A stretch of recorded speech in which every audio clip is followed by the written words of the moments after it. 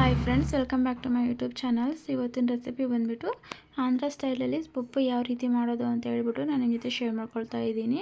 So ನೀವೇನಾದರೂ first time ನಮ್ಮ ವಿಡಿಯೋನ ನೋಡ್ತಾ ಇದ್ದರೆ ಸಬ್ಸ್ಕ್ರೈಬ್ ಮಾಡ್ಕೊಂಡು ನೋಡಿ, ವಿಡಿಯೋ ಇಷ್ಟ ಆದರೆ ಲೈಕ್ ಮಾಡಿ. ಸೊ ಬಿಸಿ ಅನ್ನಕ್ಕಂತೂ ಆಂಧ್ರ ಸ್ಟೈಲ್ ಪಪ್ಪು ಈ ರೀತಿಯಾಗಿ ಒಂದು ಸಲ ಮಾಡಿಬಿಟ್ಟು ತಿನ್ನಿ, ಸಖತ್ತಾಗಿರುವಂಥ ಟೇಸ್ಟ್ ಸಿಗುತ್ತೆ ನಿಮಗೆ. ಸೊ ಬನ್ನಿ ಯಾವ ರೀತಿ ಮಾಡೋದು ಅಂತ ಹೇಳ್ಬಿಟ್ಟು ನೋಡೋಣ. ನೋಡಿ, ನಾನಿಲ್ಲಿ ಸ್ವಲ್ಪ ಪಾಲಕ್ ಸೊಪ್ಪು ತೊಗೊಂಡಿದ್ದೀನಿ ಮತ್ತು ಸ್ವಲ್ಪ ಮೆಂತ್ಯ ಸೊಪ್ಪನ್ನು ತೊಗೊಂಡಿದ್ದೀನಿ. ಬೇರೆ ಪಾಲಕ್ ಸೊಪ್ಪಲ್ಲಾದ್ರೂ ಮಾಡ್ಕೊಳ್ಬೋದು.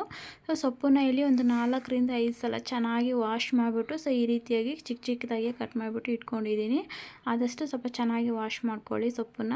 ನೋಡಿ, ನೆಕ್ಸ್ಟ್ ಇವಾಗ ನಾನು ಒಂದು 3/4 ಬಟ್ಲಷ್ಟು ನಾನಿಲ್ಲಿ ತೊಗರಿಬೇಳೆನ ತೊಗೊಂಡಿದ್ದೀನಿ. ಸೊ ನೋಡ್ತಾ ಇದ್ದೀರಲ್ಲ, ಈ ಕಪ್ಪಲ್ಲಿ ಒಂದು 3/4 ಬಟ್ಲಷ್ಟು ನಾನಿಲ್ಲಿ ತೊಗರಿಬೇಳೆ ತೊಗೊಂಡಿದ್ದೀನಿ. ಸೊ ಇವಾಗ ಇದನ್ನು ಚೆನ್ನಾಗಿ ವಾಶ್ ಮಾಡ್ಕೋಬೇಕು 1-2 ಸಲ.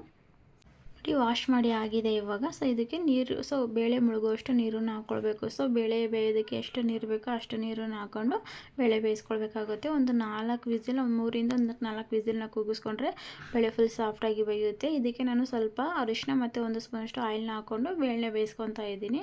ನೆಕ್ಸ್ಟು ಒಂದು ಬಾಣಲಿ ಬಿಸಿ ಮಾಡೋಕ್ಕೆ ಇಟ್ಟಿದ್ದೀನಿ ನೋಡಿ. ಸೊ ಬಾಣಲಿ ಬಿಸಿ ಆದಮೇಲೆ ಇಲ್ಲಿ ನಾನು ಒಂದು 3ರಿಂದ 4 ಸ್ಪೂನಷ್ಟು ಆಯಿಲ್ನ ಹಾಕ್ಕೊಳ್ತಾ ಇದ್ದೀನಿ. ಮತ್ತು ಸ್ವಲ್ಪ ಸಾಸಿವೆ ಹಾಕ್ಕೊಂಡಿದ್ದೀನಿ. ಮತ್ತು ಒಂದು ಮೀಡಿಯಮ್ ಸೈಜ್ 2 ಈರುಳ್ಳಿನ ಚಿಕ್ಕದಾಗಿ ಕಟ್ ಮಾಡಿ ಹಾಕೊಂಡಿದ್ದೀನಿ. ಸ್ವಲ್ಪ ಈರುಳ್ಳಿನ ಫ್ರೈ ಮಾಡ್ಕೊಳ್ಬೇಕು. ಸ್ವಲ್ಪ ಕಲರ್ ಚೇಂಜ್ ಆಗೋವರೆಗೂ ಈರುಳ್ಳಿನ ಫ್ರೈ ಮಾಡ್ಕೊಳ್ಬೇಕಾಗುತ್ತೆ. ನೋಡಿ, ಈ ರೀತಿಯಾಗಿ ಸ್ವಲ್ಪ ಕಲರ್ ಚೇಂಜ್ ಆಗೋವರೆಗೂ ಫ್ರೈ ಮಾಡ್ಕೊಳ್ಳಿ. ನೋಡಿ, ಈ ರೀತಿಯಾಗಿ. ನೆಕ್ಸ್ಟ್ ನಾನು ಇವಾಗ ಇದಕ್ಕೆ ಒಂದು ಸ್ವಲ್ಪ ಬೆಳ್ಳುಳ್ಳಿನ ಹಾಕ್ಕೊಳ್ತಾ ಇದ್ದೀನಿ. ಬೆಳ್ಳುಳ್ಳಿ ಬಂದುಬಿಟ್ಟು ಸ್ವಲ್ಪ ಸ್ಮ್ಯಾಶ್ ಮಾಡಿಬಿಟ್ಟು ಹಾಕ್ಕೊಂಡಿದ್ದೀನಿ. ನೆಕ್ಸ್ಟು 1-2 ಹಸಿಮೆಣ್ಸಿನ್ಕಾಯಿ ಮತ್ತು 1-2 ಬ್ಯಾಡಗಿ ಮೆಣಸಿನ್ಕಾಯಿ ಮತ್ತು ಸ್ವಲ್ಪ ಹಸಿ ಕರಿಬೇವನ್ನ ಹಾಕ್ಕೊಂಡು ಈ ರೀತಿಯಾಗಿ ಸ್ವಲ್ಪ ಫ್ರೈ ಮಾಡ್ಕೊಳ್ಬೇಕು. ಬೆಳ್ಳುಳ್ಳಿ ಬಂದುಬಿಟ್ಟು ಈರುಳ್ಳಿ ಜೊತೆನೇ ಫ್ರೈ ಆಗುತ್ತೆ. ನೋಡಿ, ಈ ರೀತಿಯಾಗಿ ಸ್ವಲ್ಪ ಫ್ರೈ ಮಾಡ್ಕೊಳ್ಳಿ. ಈರುಳ್ಳಿ ಕಲರ್ ಚೇಂಜ್ ಆಗೋವರೆಗೂ ಫ್ರೈ ಮಾಡ್ಕೊಳ್ಬೇಕಾಗುತ್ತೆ. ನೆಕ್ಸ್ಟ್ ಇದಕ್ಕೆ ನಾನು 1-2 ಚಿಟಿಕೆಯಷ್ಟು ನಾನು ಇಂಗುನ ಹಾಕ್ಕೊಳ್ತಾ ಇದ್ದೀನಿ. ನಿಮಗೆ ಬೇಕು ಅಂದರೆ ಹಾಕ್ಕೊಳ್ಬೋದು, ಇಲ್ಲಾಂದರೆ ಸ್ಕಿಪ್ ಮಾಡ್ಬೋದು. ಸ್ಕಿಪ್ ಮಾಡಿನೂ ಮಾಡ್ಕೊಳ್ಬೋದು, ಚೆನ್ನಾಗಿರುತ್ತೆ. ಈ ರೀತಿಯಾಗಿ ಸ್ವಲ್ಪ ಇಂಗುನ ಹಾಕ್ಕೊಂಡು ಫ್ರೈ ಮಾಡ್ಕೊಳ್ಳಿ. ಈರುಳ್ಳಿ ಬಂದುಬಿಟ್ಟು ಫುಲ್ ಗೋಲ್ಡನ್ ಕಲರ್ ಬರೋವರೆಗೂ ಸ್ವಲ್ಪ ಫ್ರೈ ಮಾಡ್ಕೊಳ್ಬೇಕಾಗುತ್ತೆ. ನಾವು ಮಾಡುವಂಥ ರೆಸಿಪಿಯಲ್ಲಿ ಈರುಳ್ಳಿನ ನಾವು ಎಷ್ಟು ಚೆನ್ನಾಗಿ ಫ್ರೈ ಮಾಡ್ಕೊತೀವೋ ಅಷ್ಟು ಚೆನ್ನಾಗಿ ನಾವು ಮಾಡುವಂಥ ಅಡುಗೆ ಚೆನ್ನಾಗಾಗುತ್ತೆ. ನೆಕ್ಸ್ಟ್ ನಾನಿಲ್ಲಿ ಟೊಮೊಟೊ ಹಾಕ್ಕೊಳ್ತಾ ಇದ್ದೀನಿ. ಟೊಮೊಟೊ ಬಂದುಬಿಟ್ಟು ಒಂದು 3 ಮೀಡಿಯಮ್ ಸೈಜ್ ಟೊಮೊಟೊನ ಚಿಕ್ಕದಾಗಿ ಕಟ್ ಮಾಡಿಬಿಟ್ಟು ಹಾಕ್ಕೊಂಡಿದ್ದೀನಿ. ಈ ರೀತಿಯಾಗಿ ಸ್ವಲ್ಪ ಟೊಮೊಟೊ ಬಂದುಬಿಟ್ಟು ಫುಲ್ ಸಾಫ್ಟ್ ಆಗೋವರೆಗೂ ಫ್ರೈ ಮಾಡ್ಕೊಳ್ಬೇಕಾಗುತ್ತೆ. ನೆಕ್ಸ್ಟ್ 1 ಸ್ಪೂನಷ್ಟು ಉಪ್ಪನ್ನ ಹಾಕ್ಕೊಳ್ತಾ ಇದ್ದೀನಿ. ಉಪ್ಪು ಹಾಕ್ಕೊಂಡು ಟೊಮೊಟೊ ಫ್ರೈ ಮಾಡ್ಕೊಳ್ಳೋದ್ರಿಂದ ಬೇಗ ಸಾಫ್ಟ್ ಆಗುತ್ತೆ. ಹಂಗಾಗ್ಬಿಟ್ಟು ಉಪ್ಪು ಹಾಕೋಬಿಟ್ಟು ಈ ರೀತಿಯಾಗಿ ಸ್ವಲ್ಪ ಚೆನ್ನಾಗಿ ಫ್ರೈ ಮಾಡ್ಕೊಳ್ಳಿ. ನೋಡಿ, ಟೊಮೊಟೊ ಫುಲ್ ಕಂಪ್ಲೀಟಾಗಿ ಸಾಫ್ಟ್ ಆಗೋವರೆಗೂ ಫ್ರೈ ಮಾಡ್ಕೊಳ್ಬೇಕು. ಹೈ ಫ್ಲೇಮಲ್ಲೇ ಈ ರೀತಿಯಾಗಿ ಫ್ರೈ ಮಾಡ್ಕೊಳ್ಳಿ. ನೆಕ್ಸ್ಟು 1-2 ಚಿಟಿಕೆಯಷ್ಟು ನಾನಿಲ್ಲಿ ಅರಿಶಿನ ಹಾಕ್ಕೊಂಡಿದ್ದೀನಿ. ಅರಿಶಿನ ಹಾಕ್ಕೊಂಡು ಎಲ್ಲ ಚೆನ್ನಾಗಿ ಮಿಕ್ಸ್ ಮಾಡಿಕೊಂಡು ಈ ರೀತಿಯಾಗಿ ಫ್ರೈ ಮಾಡ್ಕೊಳ್ಳಿ. ಈರುಳ್ಳಿ ಸಮೇತನೂ ಟೊಮೊಟೊ ಜೊತೆನೇ ಫ್ರೈ ಆಗುತ್ತೆ. ನೋಡಿ, ಇವಾಗ ತೋರಿಸ್ತಾ ಇದ್ದೀನಿ. ಟೊಮೊಟೊ ಫುಲ್ ಸಾಫ್ಟಾಗಿ ಫ್ರೈ ಆಗಿದೆ ನೋಡಿ. ಈ ರೀತಿಯಾಗಿ ನಾವು ಫ್ರೈ ಮಾಡ್ಕೊಳ್ಬೇಕಾಗುತ್ತೆ. ನೆಕ್ಸ್ಟ್ ಇದಕ್ಕೆ ನಾನು ಇವಾಗ ಸೊಪ್ಪನ್ನ ಹಾಕ್ಕೊಳ್ತಾ ಇದ್ದೀನಿ. ಸೊಪ್ಪು ಬಂದುಬಿಟ್ಟು ಆದಷ್ಟು ಚೆನ್ನಾಗಿ ವಾಶ್ ಮಾಡಿಬಿಟ್ಟು ಹಾಕ್ಕೊಳ್ಳಿ. ಅದರಲ್ಲಿ ಜಾಸ್ತಿ ಮಣ್ಣಿರೋದ್ರಿಂದ ಚೆನ್ನಾಗಿ ವಾಶ್ ಮಾಡಿಬಿಟ್ಟು ಹಾಕ್ಕೊಳ್ಬೇಕಾಗುತ್ತೆ. ನೋಡಿ, ಇವಾಗ ನಾನು ನೀವು ಬೇಕಂದರೆ ಬೇರೆ ಪಾಲಕ್ ಸೊಪ್ಪಲ್ಲೇ ಮಾಡ್ಕೊಳ್ಬೋದು. ನಾನಿಲ್ಲಿ ಸ್ವಲ್ಪ ಮೆಂತ್ಯನೂ ಆ್ಯಡ್ ಮಾಡಿದ್ದೀನಿ. ಮೆಂತ್ಯ ಬೇಡ ಅಂದರೆ ಸ್ಕಿಪ್ ಮಾಡಿ ಪಾಲಕಲ್ಲೇ ಮಾಡ್ಕೊಳ್ಬೋದು, ಅದನ್ನು ಚೆನ್ನಾಗಾಗುತ್ತೆ.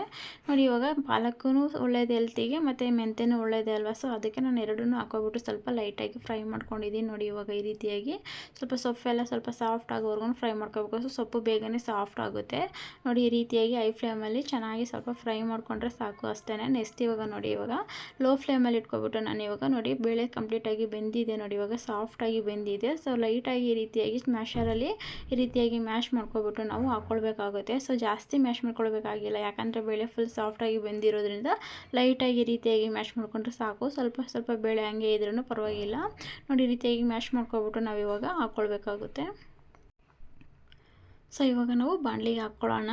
ಇವಾಗ ಬೇಳೆನ ಇವಾಗ ಬಾಣಲಿಗೆ ಹಾಕ್ಕೊಬಿಟ್ಟು ಒಂದು ಸಲ ಚೆನ್ನಾಗಿ ಮಿಕ್ಸ್ ಮಾಡ್ಕೊಳ್ಳೋಣ. ನೋಡಿ, ಈ ರೀತಿಯಾಗಿ ನೀರನ್ನು ನೋಡಿಬಿಟ್ಟು ಹಾಕ್ಕೊಳ್ಬೇಕಾಗುತ್ತೆ. ಒಂದು ಸಲ ಚೆನ್ನಾಗಿ ಮಿಕ್ಸ್ ಮಾಡ್ಕೊಬಿಟ್ಟು ನಾವು ಇವಾಗ ಅದೇ ಕುಕ್ಕರಲ್ಲೇ ನಾನು ಇವಾಗ ಒಂದು ಅರ್ಧ ಗ್ಲಾಸಷ್ಟು ನೀರನ್ನು ಹಾಕ್ಕೊಬಿಟ್ಟು ಆ ನೀರನ್ನು ಹಾಕ್ಕೊಳ್ತಾ ಇದ್ದೀನಿ. ನಿಮಗೆ ಜಾಸ್ತಿ ನೀರು ಥರ ಇದ್ದರೆ ಚೆನ್ನಾಗಿರೋದಿಲ್ಲ ಪಪ್ಪು, ಸ್ವಲ್ಪ ಗಟ್ಟಿಯಾಗಿದ್ರೇ ಚೆನ್ನಾಗಿರುತ್ತೆ. ನೋಡಿ, ಈ ರೀತಿಯಾಗಿ ಸ್ವಲ್ಪ ನೀರನ್ನು ಹಾಕ್ಕೊಬಿಟ್ಟು ನಾನು ಇವಾಗ ಒಂದು ಸಲ ಚೆನ್ನಾಗಿ ಮಿಕ್ಸ್ ಮಾಡ್ಕೊಳ್ತಾ ಇದ್ದೀನಿ. ಈ ರೀತಿಯಾಗಿ ಮಿಕ್ಸ್ ಮಾಡ್ಕೊಬಿಟ್ಟು ನಾವು ಇವಾಗ ರುಚಿ ನೋಡಿಕೊಂಡು ನಾವು ಇವಾಗ ಉಪ್ಪನ್ನು ಹಾಕ್ಕೊಳ್ಬೇಕಾಗುತ್ತೆ. ಸೊ ನಾವು ಟೊಮೊಟೊ ಫ್ರೈ ಮಾಡ್ಕೊಳ್ಬೇಕಾದ್ರೆ 1 ಸ್ಪೂನಷ್ಟು ಉಪ್ಪು ಹಾಕ್ಕೊಂಡಿದ್ವಲ್ಲ, ಸೊ ಅದು ಇವಾಗ ರುಚಿ ನೋಡಿಕೊಂಡು ನಾವು ಇವಾಗ ಉಪ್ಪನ್ನು ಹಾಕ್ಕೊಳ್ಬೇಕಾಗುತ್ತೆ. ಸೊ ನೀವು ಅಷ್ಟೇ ರುಚಿ ನೋಡಿಕೊಂಡು ಉಪ್ಪನ್ನು ಹಾಕ್ಕೊಳ್ಳಿ.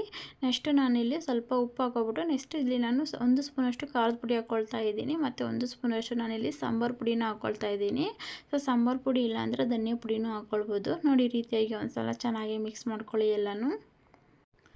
ಈ ರೀತಿಯಾಗಿ ಚೆನ್ನಾಗಿ ಮಿಕ್ಸ್ ಮಾಡ್ಕೊಬಿಟ್ಟು ನಾವು ಇವಾಗ ಒಂದು ಕುದಿ ಬಂದರೆ ಸಾಕು, ಜಾಸ್ತಿ ಕುದಿಸ್ಕೊಳ್ಬೇಕಾಗಿಲ್ಲ ನಮಗೆ. ಒಂದು ಕುದಿ ಬಂದರೆ ಸಾಕು, ಸಾಂಬಾರು ರೆಡಿ ಆಗುತ್ತೆ. ನೋಡಿ, ಇವಾಗ ಒಂದು ಕುದಿ ಬಂದಿದೆ. ಇವಾಗ ನಾನು ಲೋ ಫ್ಲೇಮಲ್ಲಿ ಇಟ್ಬಿಟ್ಟು ನಾನು ನಿಮಗೆ ತೋರಿಸ್ತಾ ಇದ್ದೀನಿ. ನೋಡಿ, ಕಂಪ್ಲೀಟಾಗಿ ಸಾಂಬಾರು ರೆಡಿ ಆಗಿದೆ ಇವಾಗ ಅಂತಲೇ ಹೇಳ್ಬೋದು. ಸಖತ್ತಾಗಿರುವಂಥ ಸ್ಮೆಲ್ಲು ಸಮೇತನೂ ಬರ್ತಾ ಇದೆ. ಸೊ ನೀವು ಮನೇಲಿ ಒಂದು ಸಲ ಟ್ರೈ ಮಾಡಿ. ಸಖತ್ತಾಗಿರುವಂಥ ಪಪ್ಪು ಬಿಸಿ ಅನ್ನೋಕ್ಕೆ ತುಪ್ಪ ಹಾಕೊಂಡು ತಿಂದ್ರೆ ಅಂತೂ ಸೂಪರಾಗಿರುತ್ತೆ ಟೇಸ್ಟು.